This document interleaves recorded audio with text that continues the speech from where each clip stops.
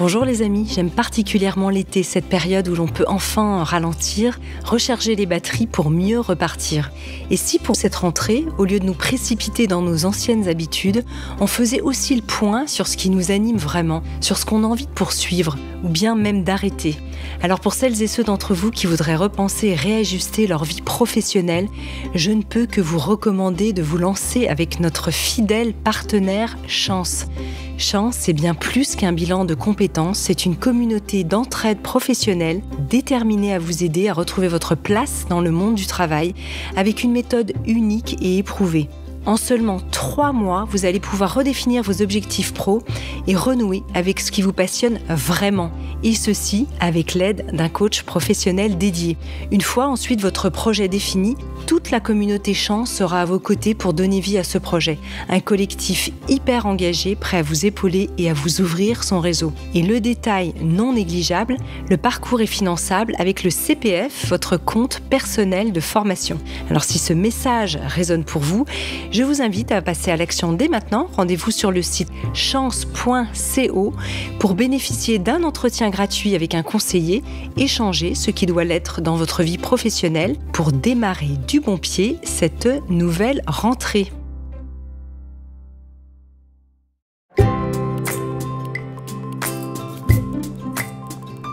Bienvenue dans la saison 6 de Métamorphose, le podcast qui éveille la conscience. Au fil des semaines, je vous invite à découvrir avec moi des sujets inspirants portés par des personnalités lumineuses pour cheminer ensemble vers un éveil des consciences. Métamorphose, le podcast qui éveille la conscience. Tous les lundis et jeudis dès 7h. Encore aujourd'hui, de nombreuses idées reçues persistent malheureusement sur ceux et celles qui raisonnent différemment. Trop souvent, le trouble du spectre autistique est présenté à tort comme une maladie ou une faiblesse, alors qu'il s'agit en réalité d'une différence cognitive naturelle. Cette vision erronée a longtemps occulté la richesse et la diversité des expériences vécues par ces personnes appartenant à la grande famille de la neurodivergence, un terme plus large qui englobe diverses conditions neurologiques qui diffèrent du modèle neurologique typique, comme le TDAH ou la dyslexie. Mon invité du jour est écrivain et lui-même diagnostiqué autiste savant. Dans son dernier livre intitulé « Des pierres, ils ont fait des étoiles », il offre un regard unique à travers les histoires de 9 personnalités contemporaines relevant du spectre autistique. Ces récits, fruits de 5 années de recherche et d'entretien, nous plongent dans la richesse du monde intérieur d'individus exceptionnels. Bonjour Daniel Tammet. Bonjour. Alors, je suis ravi de vous accueillir. Merci. Je vous propose qu'on prenne un moment pour bien définir ce dont on parle en démarrage. Ce livre, je l'ai dit, il parle du trouble du spectre autistique. Est-ce que vous pouvez nous expliquer ce concept et peut-être comment il a évolué au fil du temps ? Alors, l'autisme, c'est une condition neurodéveloppementale, c'est-à-dire que avant même la naissance, le cerveau se construit de manière différente.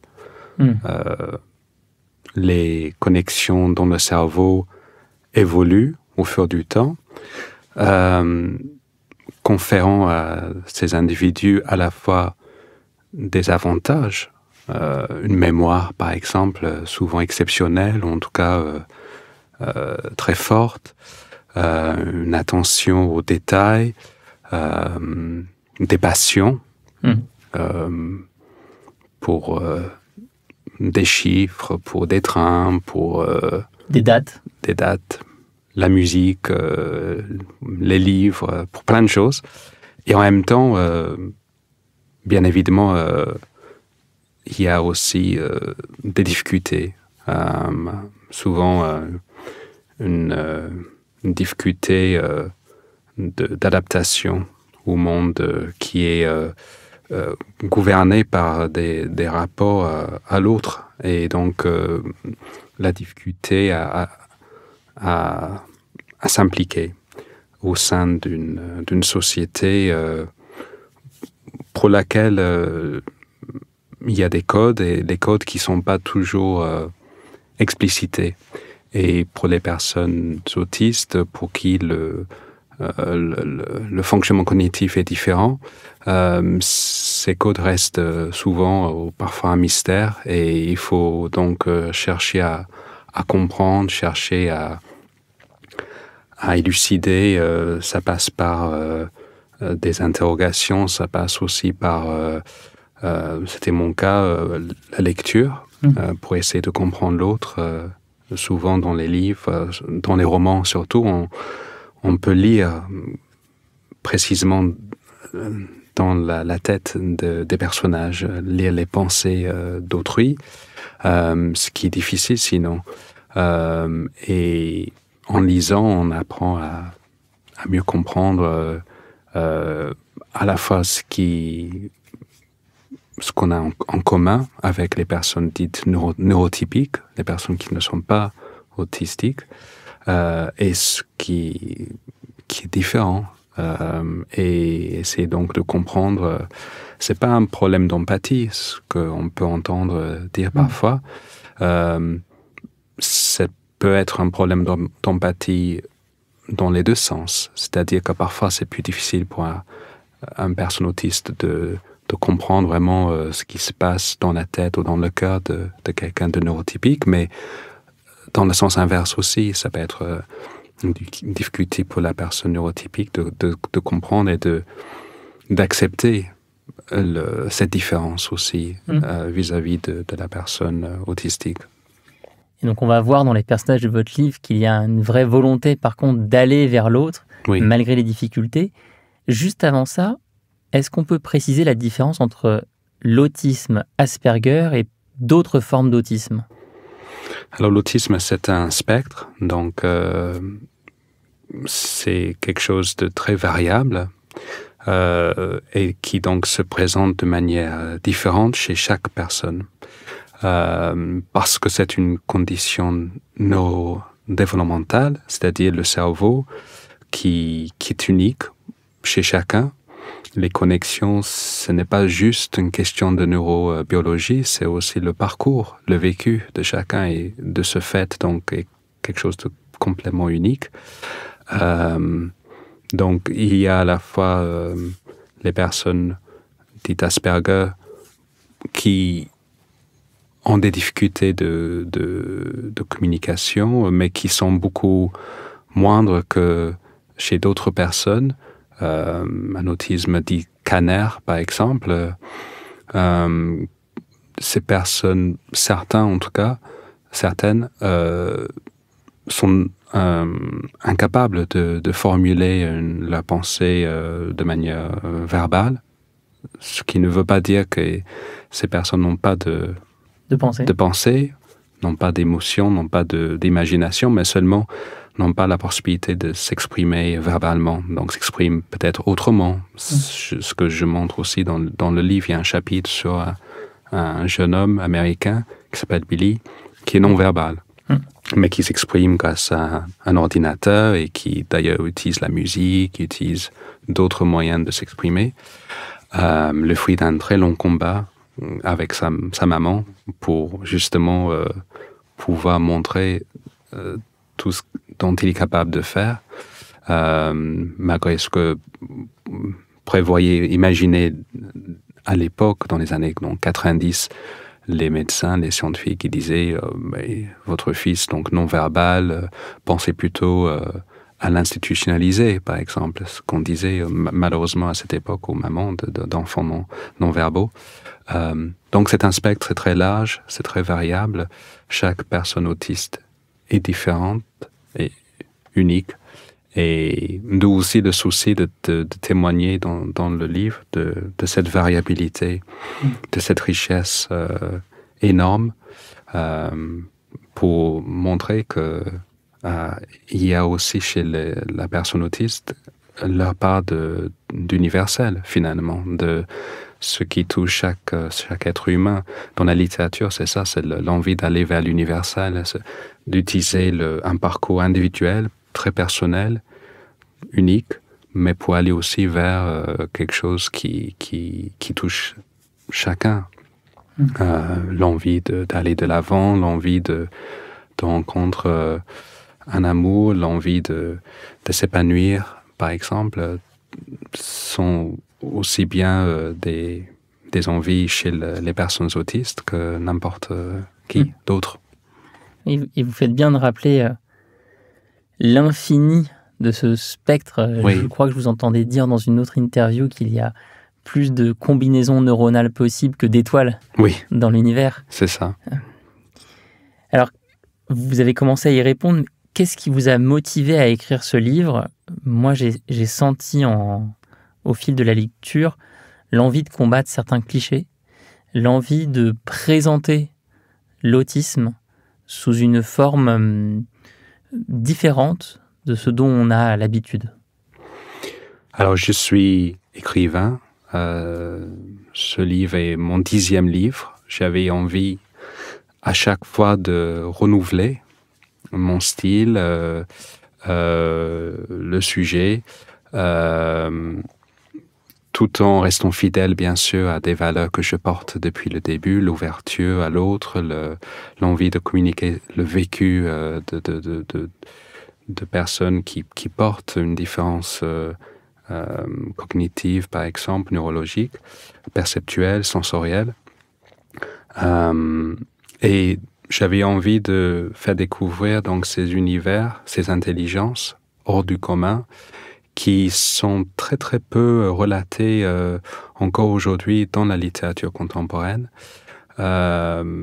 Souvent, quand on pense à l'autisme, on pense Rain Man, on pense avec des clichés.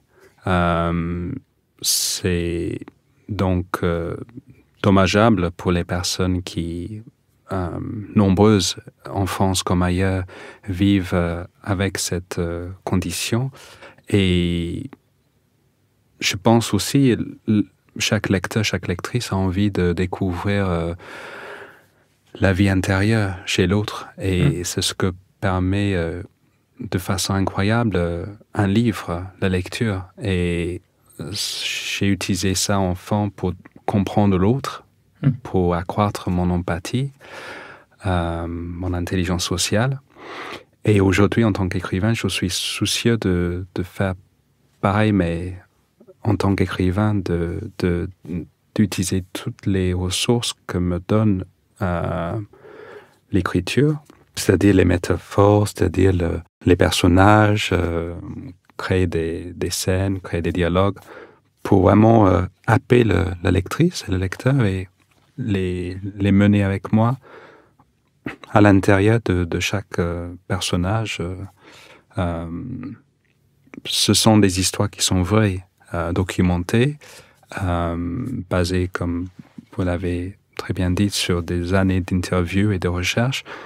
Mais j'avais aussi envie à travers ces histoires, de faire passer ce message que les vies neurodivergentes, neuroatypiques, on dit en France, sont aussi riches intérieurement que n'importe quelle autre vie et que il y a aussi matière à écrire des histoires vraiment époustouflantes,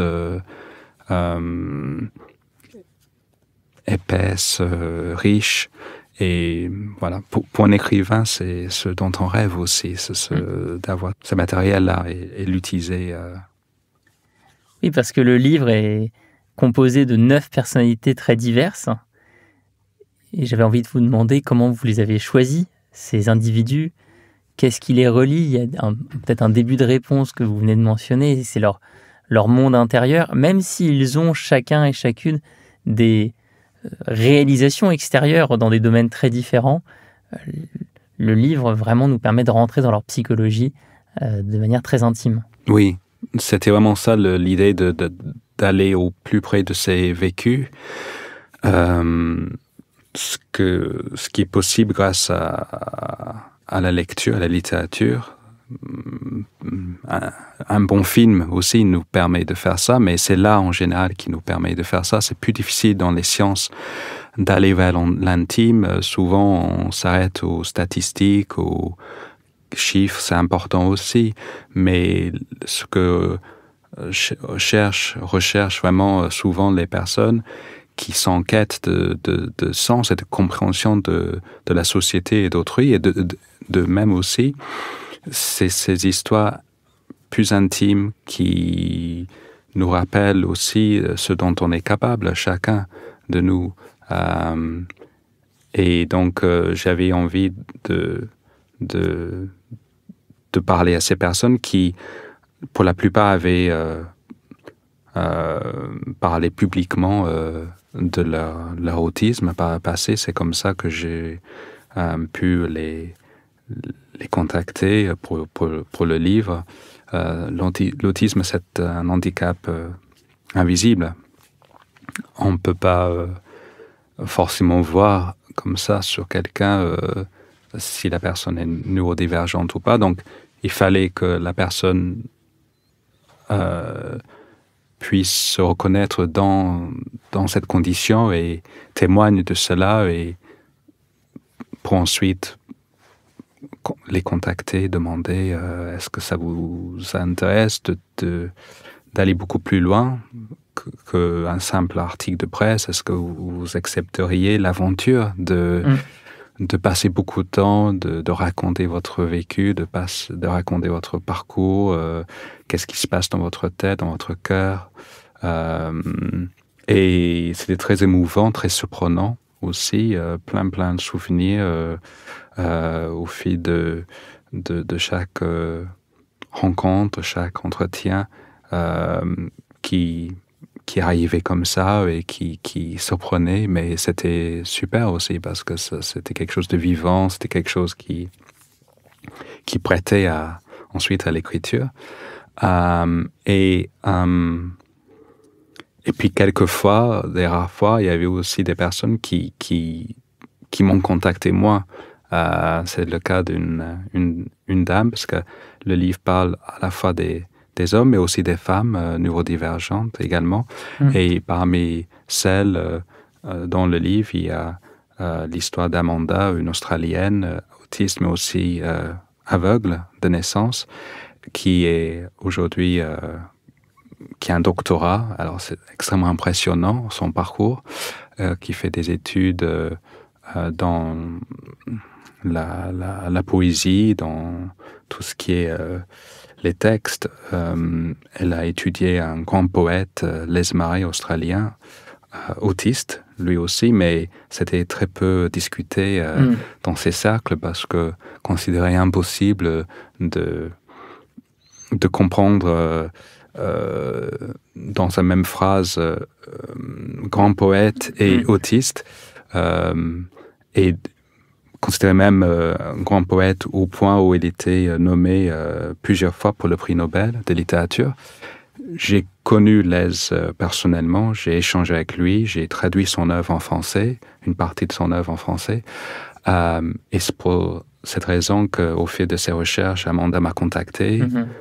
On a eu une correspondance et j'ai découvert cette jeune femme, son parcours incroyable, ses capacités extraordinaires, liées à son autisme, mais aussi au fait d'être née aveugle.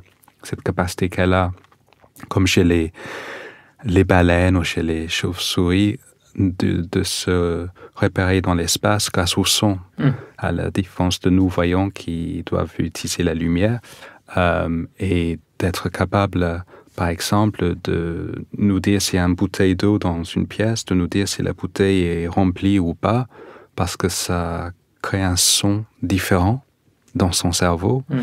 Et donc cette perception qui est extrêmement aiguë, sans doute grâce aussi à son autisme. Le mélange, c'est donc quelque chose de très intéressant chez elle. Et donc quelqu'un de très fine, elle apporte tout ça dans ses lectures aussi. Une lecture très sensorielle, elle utilise les doigts, bien sûr, à défaut de pouvoir utiliser ses yeux. Et donc, j'avais envie de raconter tout ça. Je lui ai dit, mais Amanda, est-ce que je peux raconter votre vie? Est-ce que je peux raconter votre façon de voir les choses, parce que de percevoir les choses?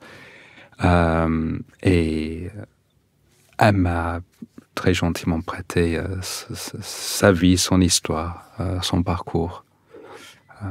Mais avec l'exemple d'Amanda, je repense à ce que vous avez dit à un instant. Vous avez prononcé que l'autisme, c'est un handicap invisible. Ça ne se voit pas sur la tête de quelqu'un. Et je suis surpris peut-être par le mot handicap, là où, avec l'exemple d'Amanda, par exemple, on voit que c'est aussi une force. Oui, c'est une force. C'est une force, c'est une différence, c'est plusieurs choses à la fois. Ça peut être handicapant, et de ce fait, ça peut être considéré comme un handicap. Il ne faut pas négliger cela. Le livre parle des obstacles que présente cette condition, et donc ça montre aussi le courage de ces personnes. Cette envie d'aller de l'avant, ce n'est pas quelque chose d'acquis d'avance. C'est le fruit d'un long combat souvent, à la fois personnel et en même temps face à une société aussi qui ne comprend pas toujours leurs différences. Tout à fait. D'ailleurs, vous mentionnez dans le livre que ces histoires, ces 9 histoires, n'auraient peut-être pas été jugées dignes d'être racontées il y a quelque temps. Je vous cite, elles auraient été aussi marginalisées que les récits mettant en scène des personnes racisées ou LGBT. Comment expliquer le si long tabou qu'il y a eu sur la neurodivergence ? En partie parce qu'on ne savait pas ce que c'était. On savait que les personnes étaient différentes, atypiques. Il y avait des mots pour les qualifier, mais il n'y a pas vraiment de précision là-dessus. Puis, les clichés qui étaient très présents et très lourds. On pense à Rain Man, un beau film, Dustin Hoffman, immense acteur, mais ça véhiculait une image de l'autisme voilà, où on imagine, et on peut l'imaginer encore aujourd'hui, que être autiste, c'est être dans des routines tellement restreintes qu'on a peu ou pas de place pour une vraie émotion, une vraie curiosité, une vraie inventivité. Et donc, il a fallu beaucoup de temps ensuite pour essayer de revenir au début et dire non, c'est une différence cognitive, c'est une différence naturelle. Ça touche peut-être 2% ou plus, on ne sait pas exactement de la population. Ces personnes ont des difficultés, ont des talents aussi, une vie intérieure différente, mais aussi riche et intense que celle de n'importe qui d'autre. Et la littérature, souvent, ignorait cela, puisque les artistes, les écrivains ne voyaient pas encore chez ces personnes moyen de raconter ce que je disais tout à l'heure, l'universel, les envies le sentiment de vouloir être compris, d'aller de l'avant, l'amour, le sentiment de peut-être avoir un destin, par exemple. Toutes ces choses-là, on les attribuait plus facilement à des personnes racisées ou LGBT, mais là aussi, c'était pas tout de suite, c'était au fil du temps. Et là, c'est pour les personnes neurodivergentes, c'est pareil, c'est seulement avec suite à une très très longue histoire que enfin on arrive à mettre des mots justes et sur ces différences, et ensuite raconter ces histoires. Et puis je crois d'ailleurs qu'il y a eu dans l'art certaines confusions. Vous mentionnez le film de Dustin Hoffman. Et je crois savoir qu'au final, il s'était inspiré de quelqu'un qui n'était pas autiste. Oui, c'est vrai. Pour son personnage. Oui, un homme que j'ai rencontré, Kim Peek, un Américain, un homme exceptionnel, extrêmement touchant, extrêmement doué, mais qui était né avec un cerveau atypique, ça on peut dire, c'est sûr, mais qui n'était pas autiste. Ce n'était pas une condition neurodéveloppementale. Alors, au fil des récits, on découvre cette très forte diversité entre les personnages et puis quelques caractéristiques communes. Vous avez mentionné la capacité de concentration exceptionnelle, l'attention portée au détail, mais il y a aussi l'imagination autistique. Alors, est-ce que vous pouvez nous en dire plus? Moi, j'ai adoré le personnage de Warren, qui est expert en télésurveillance. Est-ce que vous pouvez nous le présenter? Oui, Warren. En fait, il est à la retraite, je crois, aujourd'hui. Enfin, il est encore policier, mais autrefois, il était enquêteur. Il enquêtait sur les meurtres, surtout. Il a résolu presque une centaine de meurtres dans sa carrière. Il est anglais. Diagnostiqué comme plusieurs dans le livre sur le tas, c'est-à-dire vers 50 ans. Mais toujours avec cette différence cognitive qui faisait chez lui qu'il était capable de percevoir des détails dans une enquête que ne voyaient pas forcément ses collègues. Que ce soit sur des caméras de télésurveillance, que ce soit dans les résumés des témoignages, des témoins, sur une scène de crime, des taches de sang, des empreintes, la façon dont est distribué tel ou tel objet. Tout ça sont autant d'indices, mais il fallait une certaine imagination, une certaine perception extrêmement aiguisée, extrêmement précise et surprenante aussi. Être capable presque d'entrer, une sorte d'empathie aussi, cette capacité d'entrer dans la tête d'un tueur, d'un meurtrier. Et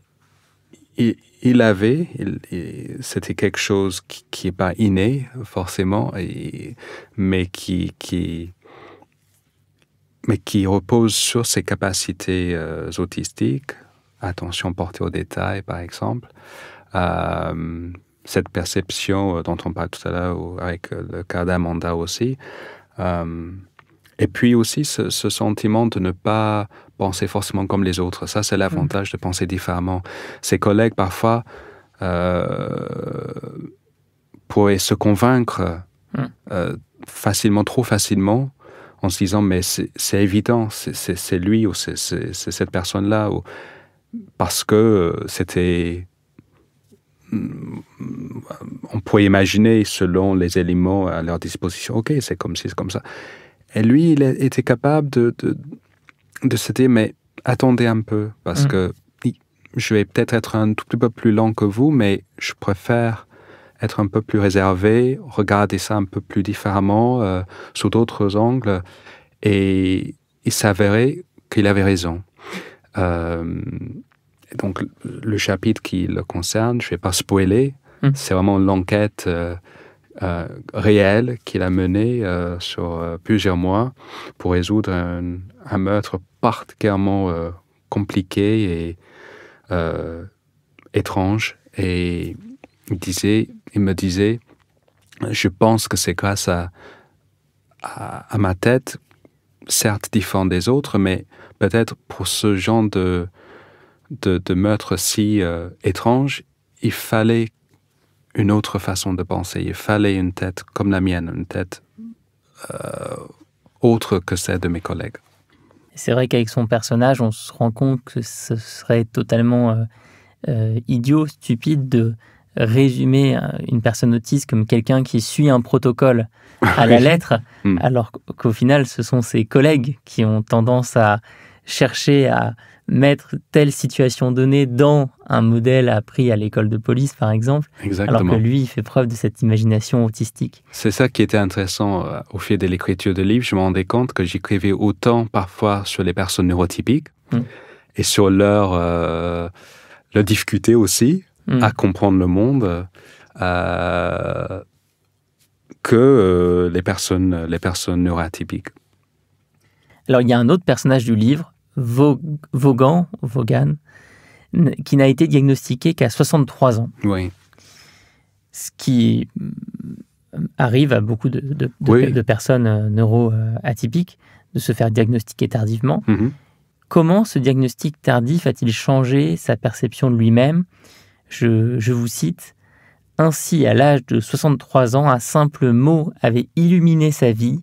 Il clarifia nombre de faits, vint nourrir la connaissance qu'il avait de lui-même et sa confiance en soi. » C'est fréquent, suite à un diagnostic, cet effet rétroviseur? Oui, c'est très fréquent. C'était mon cas aussi. J'étais diagnostiqué à l'âge de 25 ans, donc beaucoup plus jeune que Vaughan. Après, j'appartiens à une autre génération, bien sûr. Et donc, je suis un enfant des années 80. Vaughan, lui, était enfant des années 50. Et à son époque, c'était vraiment impossible d'imaginer. Je ne sais même pas si le mot autisme, s'il l'avait entendu une seule fois. Il connaissait le mot parce que, donc il est chirurgien.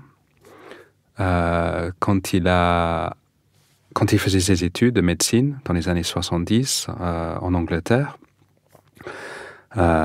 puis en Écosse surtout,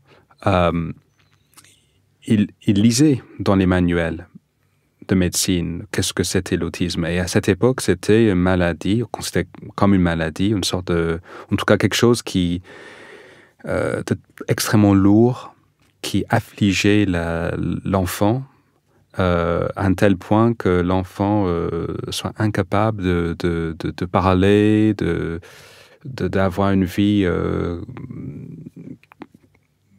digne vraiment de ce nom, en quelque sorte. Et il gardait en lui longtemps cette image-là, forcément. Et avec le temps, quand même, il voyait l'évolution de la société, donc il changeait avec sa société, il était quand même ouvert d'esprit, et puis conscient qu'il était différent depuis tout début, tout petit, mais il ne savait pas pourquoi. Jamais il aurait imaginé donc ce mot-là pour son cas à lui. Et il était excellent en chirurgie. Il était spécialiste, il est devenu spécialiste de la main. J'aime bien cette image parce qu'avec la main, on saisit le monde, on saisit l'autre. Et on saisit aussi dans le sens de comprendre. On serre la main. Oui. Et lui, donc, il voulait saisir la vie, saisir le monde, saisir l'autre. Il n'arrivait pas. Il avait beaucoup du mal à le faire. Marié, puis remarié, avec des grosses dépressions entre-temps, une grande souffrance de ne pas se comprendre et de ne pas comprendre l'autrui. Il avait du mal à se rappeler les visages aussi. Ça, c'est assez fréquent chez certaines personnes neurodivergentes. C'est-à-dire que même son assistante médicale qui travaille avec lui depuis 20 ans, selon le contexte, selon sa coiffure, ce que porte la dame, il est capable de ne pas la reconnaître, même après 20 ans de travail en commun. Donc tout ça faisait qu'il souffrait énormément de ne pas savoir ce que c'était. Et puis un jour, en effet, il a eu la chance de rencontrer donc une psychiatre bienveillante et qui avait ses connaissances. Et dès qu'il entendait ce mot, c'était une sorte de lumière, à la fois au début, je pense, un peu éblouissante, et puis dans un deuxième temps, qui éclaircissait énormément de choses pour lui. Et puis, mais ça montre aussi son parcours exceptionnel, l'importance d'intégrer ces personnes et leur défense au sein de la société, puisque sans lui, des milliers de patients ont été peut-être moins bien soignés parce qu'il a une attention, il a une tendresse, il a une efficacité scientifique, chirurgicale incroyable. Et il a formé énormément de médecins à ses côtés. Oui. On l'apprend dans le livre. Alors, d'ailleurs, lorsqu'il est diagnostiqué, il pense à son grand-père. Oui. Il se rend compte que son grand-père semble avoir partagé certains traits d'autisme avec lui, d'autisme Asperger. Oui. Est-ce qu'il y a une composante génétique ? Sans doute. C'est ça qui était intéressant aussi au fait de ces récits, ces témoignages, ces histoires. Je me rendais compte à quel point, c'est quelque chose dont on hérite en fait souvent, qui fait partie de la vie d'une famille depuis des générations. Seulement, parce que le mot n'existait pas autrefois, ça ne se disait pas. Mais c'était peut-être compris autrement. Le grand-père de Vaughan, c'était un homme brillant. Il était plutôt commerçant. Pareil, une attention portée aux détails, mais qui faisait de lui un entrepreneur qui réussissait bien dans les affaires. Et en même temps, j'imagine que tous les jours, que ce soit pour sa femme ou pour ses enfants, ce n'était pas toujours facile. Et Vaughan, il garde de son grand-père des souvenirs attendris d'un enfant qui a ce regard pour un grand-père, même si avec le temps, avec le recul, il se dit je vois cette ressemblance qui n'est pas du tout physique, pas du tout, mais dans la façon de penser, peut-être, dans la perception du monde. Et finalement, pour lui, c'est quelque chose de positif. C'est pas... Et Warren, c'est pareil. L'enquêteur, il m'a raconté l'histoire du cousin de sa maman qui était archéologue. Et donc, barbu, étrange, fasciné par des choses extrêmement lointaines, abstraites, qui racontait comme ça un enfant de 8 ans, sans vraiment faire attention. Mais pour Warren, qui allait par la suite devenir donc enquêteur, apprendre tout ce qui parle d'hiéroglyphes, des mystères de l'Antiquité, c'était fascinant et sans doute ça enrichit son imagination pour la suite. Alors chez le grand-père de Vaughan, comme chez une autre personnage, Naoise, on trouve l'habitude de l'écriture, qui semble être un moyen d'expression qui convient particulièrement à ces deux personnes. Est-ce que écrire est un outil d'épanouissement particulièrement adapté aux personnes neurodivergentes? Je m'adresse à vous, sachant que vous en êtes à votre 10e livre. Oui, c'est une excellente question. Je pense que oui. L'écriture a l'avantage sur la communication verbale de permettre cet écart avec le monde, cet écart qui existe naturellement chez la personne autiste, qui nous permet un recul aussi, un moyen de se protéger d'un monde qu'on découvre enfant, souvent cruel parfois, dans son refus de notre différence, d'accepter d'autres modes de pensée, d'autres façons d'être au monde. Et donc avec le recul, on a envie quand même de communiquer. Et donc l'écriture à distance, c'est une communication donc à distance qui nous permet d'entamer quand même un rapport au monde et aussi une réflexion plus large sur notre vie, sur notre pensée, communication avec soi-même aussi, d'essayer de se comprendre. Parfois, la perception chez les personnes neuroatypiques, c'est quelque chose parfois de fragmentaire. Et pouvoir rassembler ces fragments, ces détails, pour en faire un récit, quelque chose de plus cohérent, ça nous permet de nous comprendre, pour mieux comprendre autrui aussi, pour mieux comprendre le monde. Donc oui, il y a ce rapport très fort, et puis il y a un rapport très fort aux mots, lié aussi au fait que les mots sont souvent étranges pour nous. On peut être anglophone de naissance, c'est mon cas, et ne pas se sentir anglais, ne pas sentir que l'anglais est notre langue maternelle. C'était mon cas. C'est pour ça que j'ai adopté par la suite le français, arrivé à l'âge adulte. pourquoi je vis en France, pourquoi j'écris et en anglais et en français. C'est aussi pourquoi un autre personnage dans le livre, Kana, japonaise, elle, pense en anglais. Elle a choisi l'anglais, comme moi j'ai choisi le français, pour ne pas rester au Japon dans sa tête, parce que au Japon, on ne comprend pas l'autisme. Encore aujourd'hui, on comprend très mal la neurodivergence.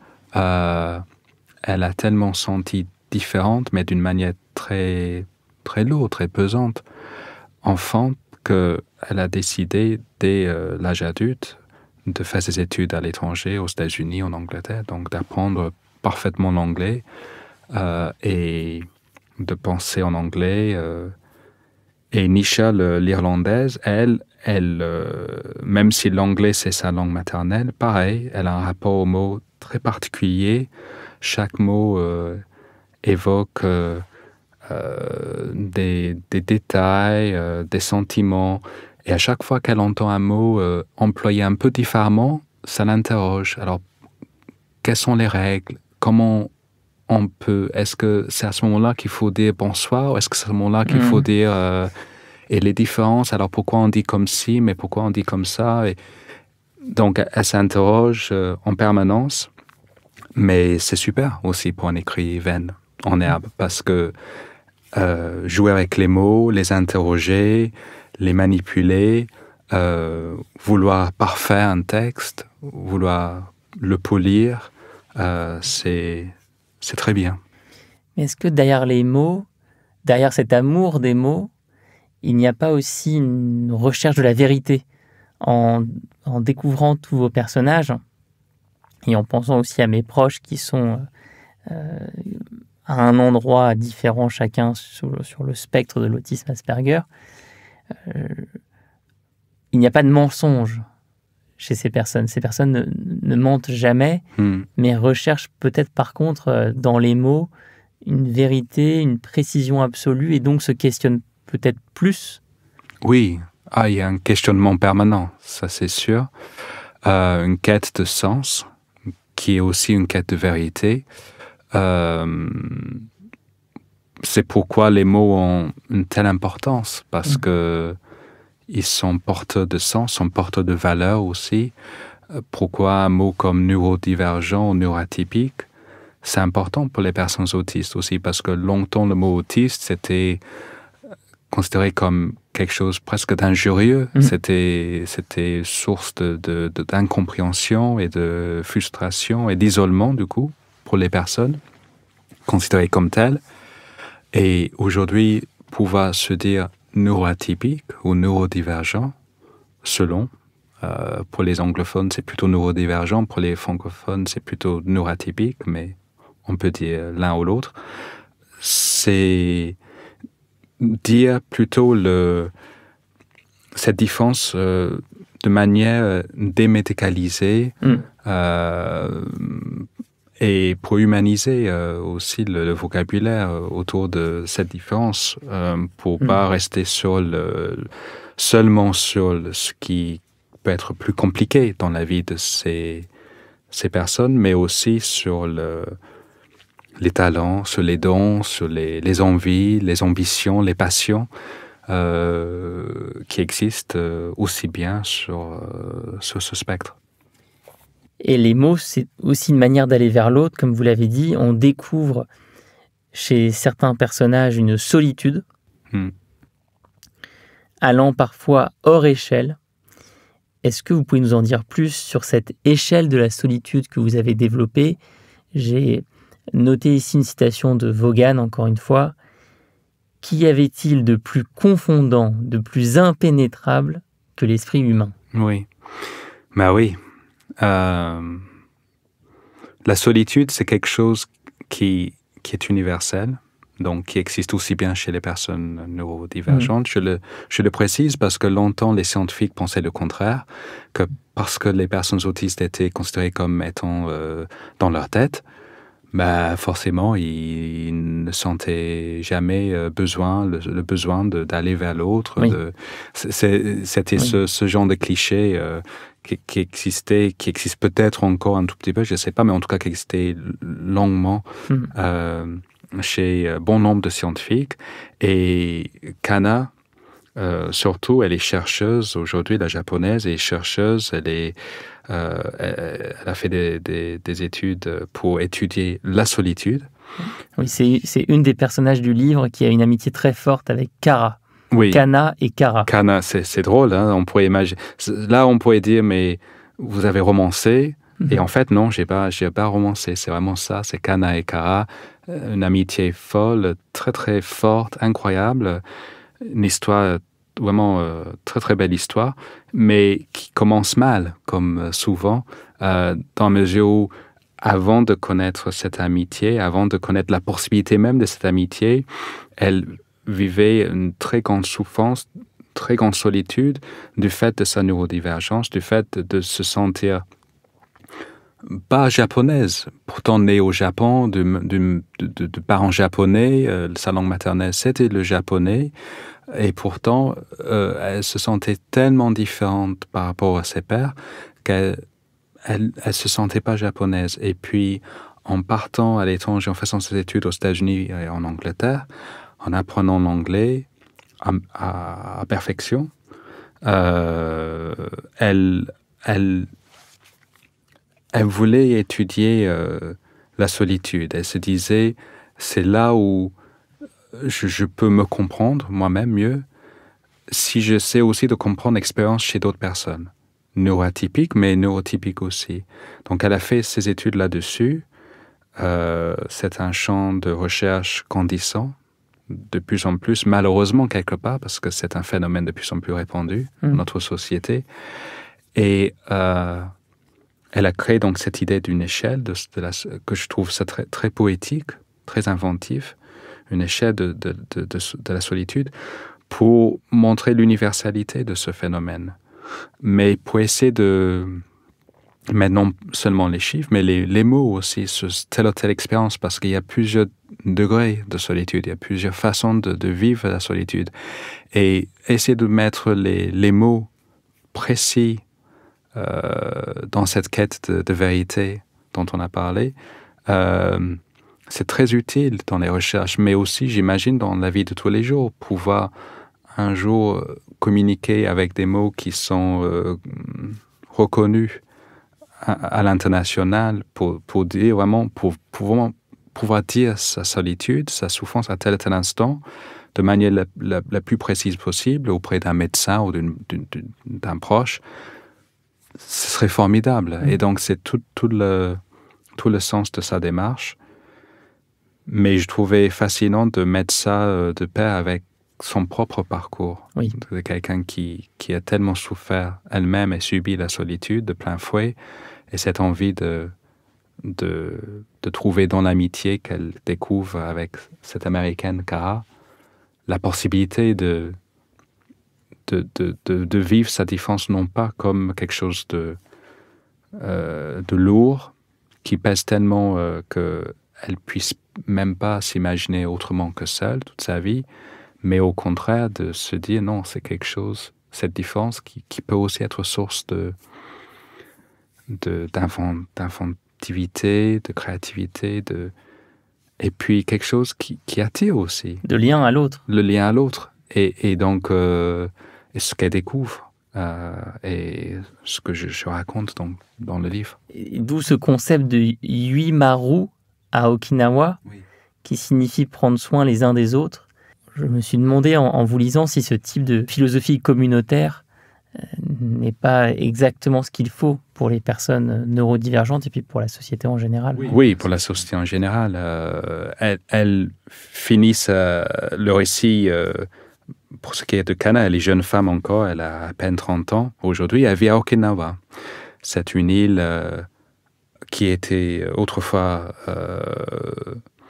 américaine, après la Deuxième Guerre mondiale, donc qui reste très américanisée aujourd'hui, avec beaucoup d'étrangers, ça parle énormément anglais là-bas. C'est pour ça qu'elle a décidé de s'installer là-bas. Ça reste officiellement le Japon quand même, mais c'est une toute petite île très à l'écart du Japon de Tokyo, par exemple. Donc, à la fois, elle a un pied dedans et dehors comme ça. Elle reste avec sa maman pour qui elle a beaucoup d'amour et qui ne comprend pas l'anglais. Donc, elle est obligée quand même de rester aussi un peu au Japon, en japonais avec sa maman. Mais le fait d'être à Okinawa, ça lui donne accès à notre culture, notre langue. Là-bas, il y a aussi d'autres concepts comme Yuimaru. Je ne parle pas l'okinawa, donc, mais c'est en effet ce concept de se soucier de l'autre, de mettre l'individu au sein d'une communauté, de penser vraiment l'individu au sein de la communauté, dans une société de plus en plus atomisée, individualisée. Je trouve que c'est très important. Le livre aussi a ça je pense, d'utile, d'intéressant, de porter un regard sur la société plus largement et la place de la personne neuroatypique au sein de la société, mais de se dire, finalement, bien sûr, c'est une question d'abord et avant tout de génétique, de neurobiologie, mais il y a aussi chez la personne neuroatypique la part de la société, le regard de la société. C'est comme si la société aussi a une responsabilité, porte une responsabilité vis-à-vis de la personne neuroatypique, comme d'ailleurs pour tout citoyen. Et si on a vu ça très bien récemment ici à Paris avec les Jeux paralympiques, oui. Si on met en valeur ces différences pour en faire des forces, des choses positives, si on met l'accent sur ce que les personnes différentes peuvent faire et non pas sur ce qu'ils ne peuvent pas faire, si on facilite l'accès à la société, à l'échange, c'est tout bénef pour les personnes concernées, mais pour la société plus largement. On n'aurait pas autant de médailles en ce qui concerne les Jeux si on n'avait pas compris ça beaucoup plus tôt.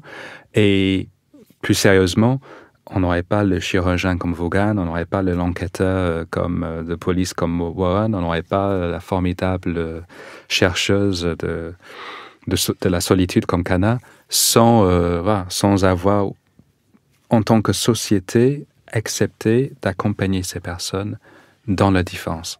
Mais alors justement, avant qu'on se quitte, je voulais vraiment vous poser une question sur l'école.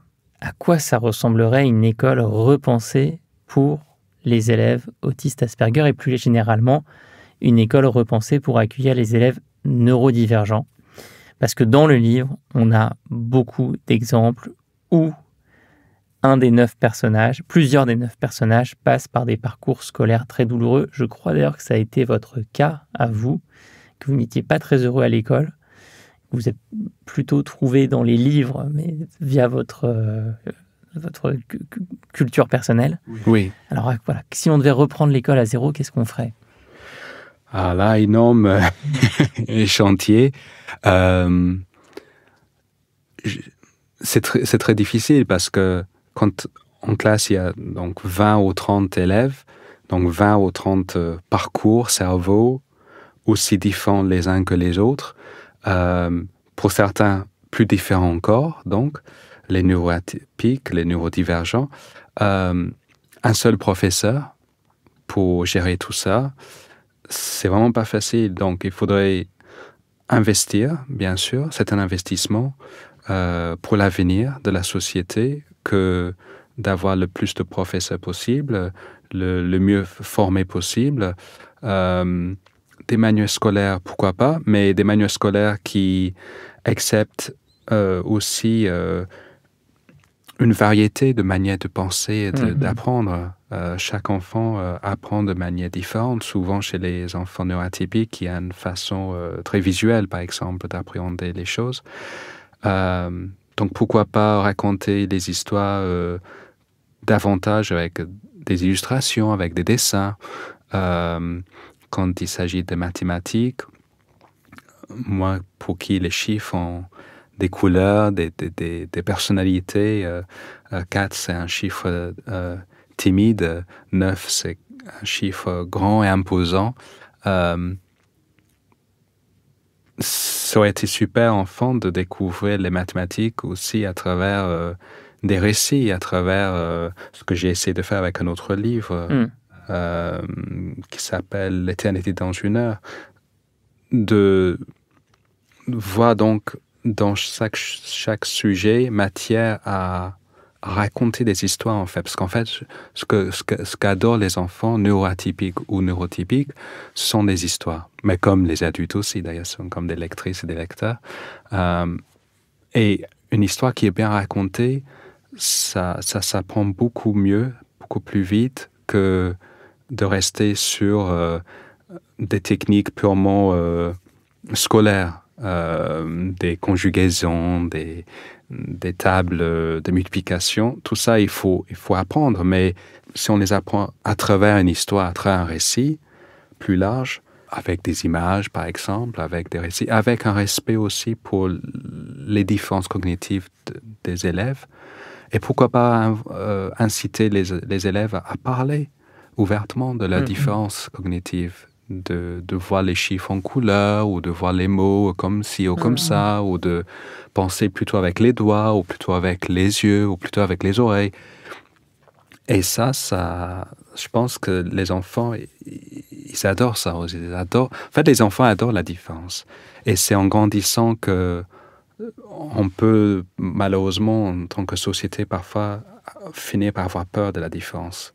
Quelque chose qui nous ressemble pas, ça peut faire peur. Mais enfant, la différence se voit moins, se sent moins.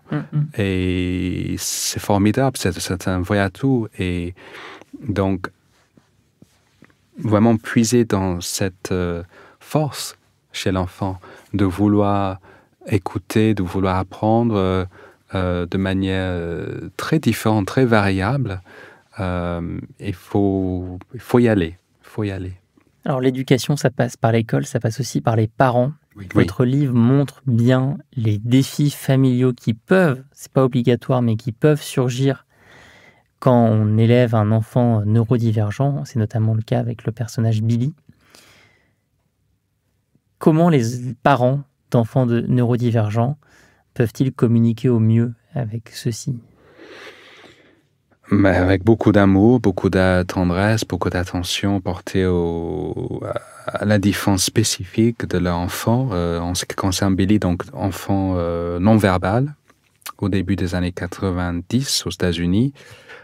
C'était donc très très compliqué. Les médecins n'avaient pas beaucoup de conseils, à part de voir éventuellement pour une institution pour son enfant, son fils. Et pour Eve, donc la maman de Billy, c'était non, niet, tout de suite, pas de question.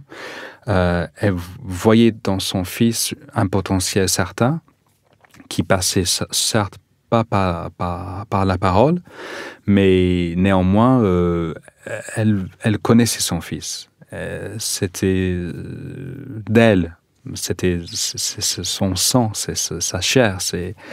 Elle le connaissait intimement. Elle savait que son enfant avait un fort potentiel. Seulement, il fallait trouver le moyen de le faire vivre, ressentir, pouvoir le communiquer aux autres. Et donc, elle était dans un combat acharné auprès de son fils pendant de longues années. Je pense qu'il y a malheureusement de nombreux parents qui vont écouter notre échange et qui vont s'identifier dans ce que j'ai dit. Mais la force de sa mère, d'Ève, a fait que ils ont découvert une technologie qui était à l'époque à ses débuts. Technologie avec un écran ordinateur où on programme des mots spécifiques, des phrases, aussi parfois des expressions avec des images dessus pour que Billy puisse plus facilement reconnaître le sens de tel ou tel mot ou phrase. Et en appuyant sur son ordinateur, sur son écran, il y a une voix. Au début, c'était la voix enregistrée de son frère, du frère de Billy, tout à fait verbal, lui, qui résonnait. Et grâce à ça, il arrivait donc à communiquer, à trouver la parole. Et plus tard, il découvre un don pour la musique, donc pour la peinture aussi, et il communique grâce à ces outils-là. Aujourd'hui, la technologie a fait énormément de progrès.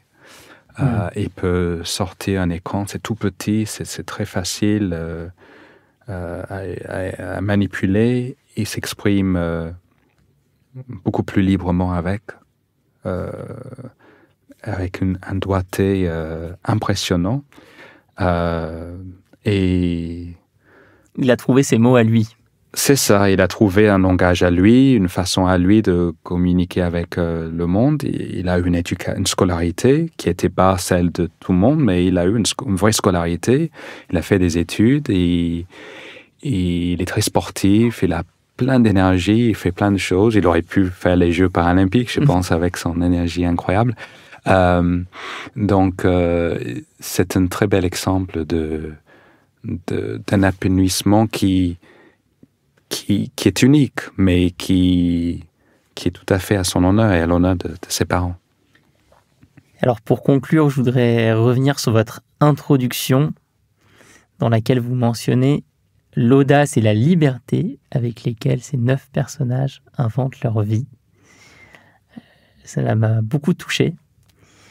Est-ce qu'on ne pourrait pas tous s'inspirer de l'audace et la liberté de ces personnes neuroatypiques ? C'est ce que j'espère de tout cœur. C'était vraiment le but, de montrer à travers ces portraits, ces personnes, ces vécus, leur humanité, la plus riche, la plus profonde, la plus inspirante, la plus vraie, et que chaque lecteur et lectrice puisse se reconnaître quelque part aussi dans ces portraits, même quand on n'est pas du tout, on se considère en tout cas pas du tout neuroatypique. Néanmoins, dans cette envie, comme on a dit tout à l'heure, d'aller de l'avant, d'aller vers l'autre, de se sentir parfois un peu quand même différent des autres, même si ce n'est pas question de fonctionnement cognitif, de cette quête de sens, cette quête de vérité, l'envie d'une amitié forte, d'un amour, le lien avec les parents, avec la société, avec une langue maternelle ou autre, une culture, et puis plein d'autres sujets encore. Tout cela, je pense que ça peut vraiment faire écho chez de très nombreux lecteurs et très nombreuses lectrices. Et c'est ce que j'ai voulu pour ce livre, un livre très vivant, qui a l'attention non pas des spécialistes, spécialement, alors je pense que ce serait intéressant pour eux aussi, mais surtout un livre pour le grand public, mais dans le sens le plus noble du terme, c'est-à-dire un livre vraiment qui s'adresse à chacun, puisque c'est un livre qui parle à chacun. On se sent tous différents finalement, quelque part. On a tous en nous notre différence, notre particularité. Ce n'est pas forcément une différence cognitive, pas toujours, mais néanmoins on perçoit tous le monde différemment, on a tous un vécu différent, unique, et lire ces histoires, ça peut aussi nous aider à nous interroger sur cette différence, sur cette particularité, sur le rôle que ça joue dans notre bonheur, ou dans notre quête en tout cas de bonheur, et puis peut-être une réflexion plus large sur la société aussi, comment faire société. Est-ce que c'est pour moi c'est une évidence, c'est en incluant, et c'est les Jeux paralympiques ont vraiment montré ça de manière très forte, incluant toutes les personnes, toutes les sensibilités, toutes les différences, parce que c'est une richesse absolue. Et je vous recite en conclusion, il y a plus de combinaisons neuronales possibles dans nos cerveaux que d'étoiles dans l'univers. Merci Daniel Tammet d'être venu aujourd'hui dans Métamorphose. On peut retrouver en librairie votre livre des pierres, ils ont fait des étoiles, publiées aux éditions Les Arènes. Et puis, si vous écoutez ce podcast et que ce que vous avez entendu a résonné en vous, que vous avez envie de nous partager votre différence, votre parcours, vous pouvez le faire sur les réseaux sociaux de Métamorphose, sur Instagram ou sur YouTube. Et vous pouvez également vous abonner à la newsletter pour ne pas manquer le prochain épisode. Merci et à bientôt. Merci. Si vous avez aimé ce podcast, n'hésitez pas à lui donner 5 étoiles sur Spotify et surtout abonnez-vous gratuitement sur votre plateforme préférée pour ne manquer aucun épisode. Découvrez mes invités en avant-première sur Instagram à l'adresse Métamorphose Podcast et abonnez-vous aussi gratuitement dès maintenant à la newsletter Métamorphose pour être au courant de nos conférences, ateliers et de nos dernières actualités. Pour ça, rendez-vous sur notre nouveau site www.métamorphosePodcast.com. Métamorphose, le podcast qui éveille la conscience.